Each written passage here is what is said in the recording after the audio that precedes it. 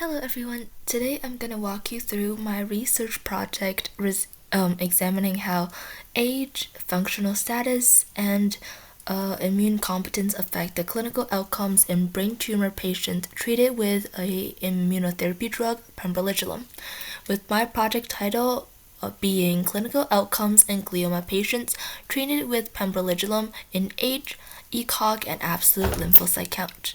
And my name is Zhou, and I am from Century High School. So this is a retrospective study conducted at Mayo Clinic, and I am excited to share what we found because the results are not what we initially expected. So first, when we are diving into this, let's give you some background. So immunotherapy in oncology. Immunocheckpoint inhibitors like pembrolizumab have truly transformed cancer treatments for the past decade. These drugs work essentially by taking the brakes off of your immune system. They block signals that tumors use to hide, allowing your own T cells to recognize and attack the cancer cells. So pembrolizumab has shown remarkable efficiency in multiple solid tumors, including lung cancer and kidney cancer. But here is the challenge. So each patient response are different. Some patients have a more dramatic and long-lasting responses, while others might not have a benefit at all. So a critical question in oncology right now is, what do we predict who will benefit? Now, this brings us to the challenge of aging. So multiple patient characteristics may independently influence how someone responds to immunotherapy, and I want to highlight three in particular. So first is the age itself. There is a concept called immunosenescence, which is the gradual decline of immune functions as we get older. So the older adults tend to have fewer naive T cells and less diverse immune receptors and more chronic inflammation. So all of this could have theoretically make the immunotherapy less effective. And then we have ECOG, which is the functional status. This is about the patient's overall fitness. Can they get out of bed? Can they perform daily activities? A patient's baseline functional reserve affects their ability to tolerate treatments. Reserve affects their ability and their overall how they are able to recover from the side effects. And the last one is ALC, which is absolute lymphocyte count. So this is a more direct measures, a actual counts of immune cells in the blood. And if you start treatment with a low lymphocyte count, you might not have enough immune soldiers to mount a response. Alright, now with all of the background, we are going on to the research question and hypothesis. So my research question is, how do age, baseline ECOG performance status, and ALC can all independently affect the overall survival in central nervous system tumor patients treated with pembrolizumab or their clinical outcomes? Now for the hypothesis. So the central nervous system tumor patients receiving pembrolizumab will demonstrate improved clinical outcomes compared to the older patients. Specifically, younger patients are expected to experience more favorable ECOG performance status, higher ALC, and longer overall survival following treatments. While age-related immunosenescence may contribute to poor functioning immune and survival outcomes in older patients. Right? That is my hypothesis. Now I am going to walk through how we tested this. So we designed a retrospective cohort study. This means that I looked back at the existing patient records. We included 90 patients receiving with the various central nervous system tumors who received pembrolizumab between the year 2018 to 2025. And then we split them into two groups for the age analysis. We have the younger group, which is under 60 years old, and then we have the older group, which is 60 and above. Now, here is an important detail. Among these 90 patients, 41 had glioblastoma or GBM, which is the most aggressive and common type of primary brain cancer. Because GBM is so unique in how it behaves and how it interacts with the immune system, we decided to analyze GBM patients separately as a subgroup. This turned out to be a really important decision, as you can see that we later on, I collected data on their age at treatment initiation, the sex-specific tumor diagnosis, ECOG performance, and ALC, data treatment follow-up, and death if applicable. And most importantly, their overall survival, which is the time from first starting using pembrolizumab to death or the last follow-up. Now let's go to some data analysis. So now I want to specify the cutoff that we use for all of them. So for the age, we use 60 as cutoff. Under 60 was younger, and again 60 and above was older. And then for the ECOG performance status, a scale go from 0 to 5. 0 meaning perfectly functional, fully active, no restrictions. 5 meaning deceased.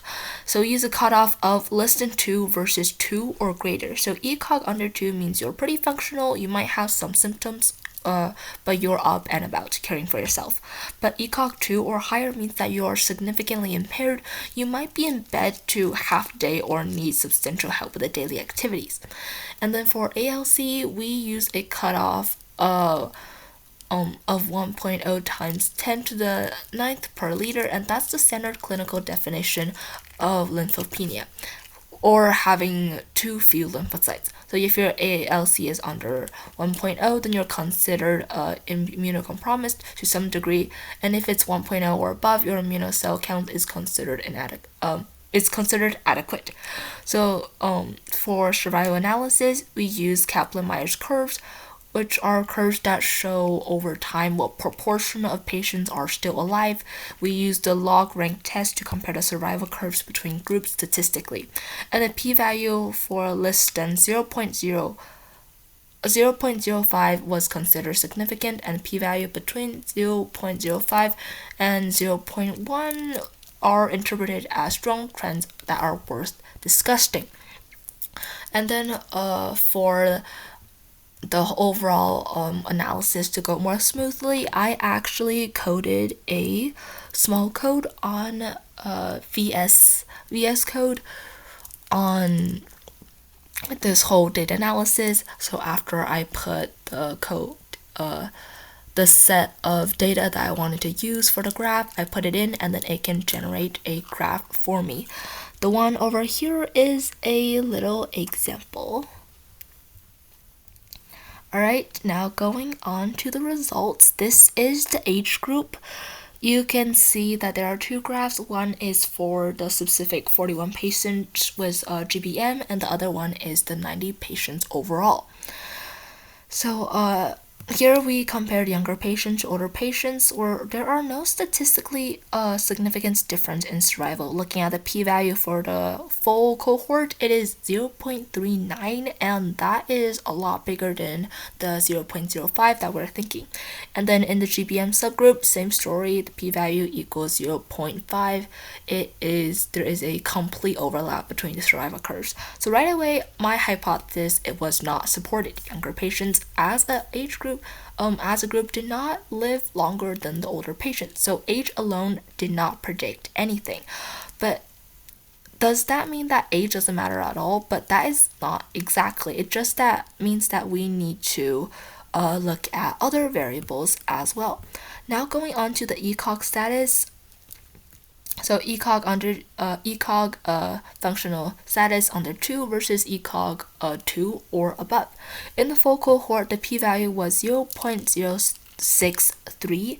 So now statistically, we usually require a p-value of less than 0.05 to call something significant. So this number, even though it's very close, it is not technically significant by that restrict definition. But this is what we called a strong trend. And in clinical research, trends like this are still meaningful.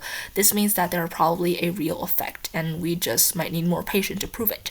And then in the GBM subgroup, the trend got stronger, and then its p-value equals 0.05 0.057, meaning that it's very close to significance, just little tiny bit away. So this would tell us is that patients who started treatments in the better functioning condition tended to live longer. All right, now going on to our last covariable. This one is the ALC. So in the full group of 90 patients, those with the ALC 1.0 or above, meaning no lymphopenia, lived significantly longer with those with low ALC. The p-value was 0.02, which is a lot below our 0.05 threshold. So this is important. It tells us if you start treatment with a healthy number of immune cells, you're likely to do better on immunotherapy. So immunotherapy works by rallying your immune system to fight cancer, and if your immune system is already depleted, then there is less to rally. But here is a tiny bit of a twist. When we looked at only the GBM patients, the p-value actually equaled 0.45, which is no significance at all. The survival curves overlapped almost completely. So what is going on, and why would ALC matter in brain tumor generally and not in GBM specifically? And we'll come back to that. And then here is a sum up of all of these so that you can see it in a more clearly version. So age, not significant in either cohort, and then ECOG, always a strong consistent trend in both, and then ALC, significant in mixed tumors but completely flat in GBM. And then now we have some interpretation. So what does this mean? So first and most strikingly, chronological age alone did not predict survival. So being over 60 don't automatically means that you will do worst when you have or you are taking this drug called pembrolizumab. The challenge, the most common assumption that older patients shouldn't get immunotherapy or won't benefit from it, so is not true, because age is just a number, and what comes with aging is that matters. And second is the functional decline measured by poor ECOG status showed a strong, consistent trend towards predicting the worst outcomes.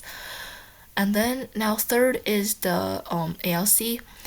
This is a significant predictor in the full cohort. Patients with adequate immune cells counts lived longer, validates the basic premise that immunotherapy requires a functioning immune system to work. And then there is a twist. The ALC effect only mattered on the all types of brain tumors, but it did not have a significant effect on just the GBM. Alright, and that takes us to our conclusion. So contrary to my hypothesis, the younger age did not predict better outcomes with pembrolizumab. Instead, pre-treatment functional impairment and lymphopenia were the key negative prognosis factors, suggesting that these are the more relevant clinical manifestations of aging affecting immunotherapy's responses. Furthermore, the loss of ALC predictive power in GBM highlights that tumor-specific pathology can dominate the outcomes.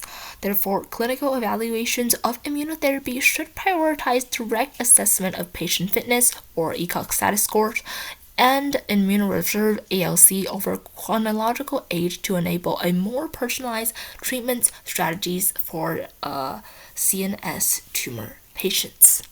And that is the end of my project. Thank you for listening.